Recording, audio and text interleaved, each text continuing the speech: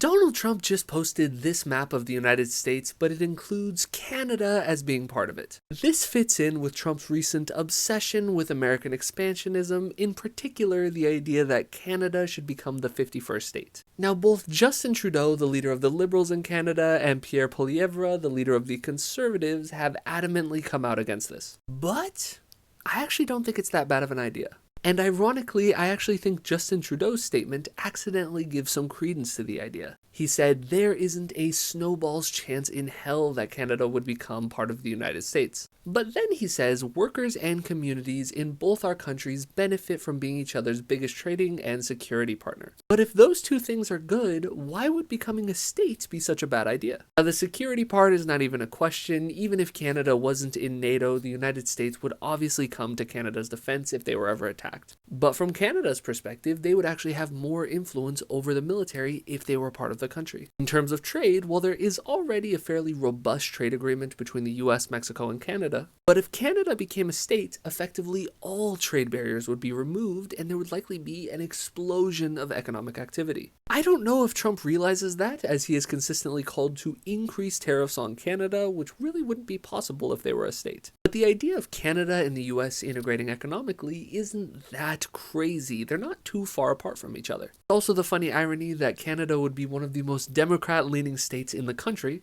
Now, like I said, there doesn't actually seem to be any appetite for this inside of Canada. And Trump pushing this actually probably taints the idea for many, as he is such a toxic figure. But if Canada were for it, I would support the idea.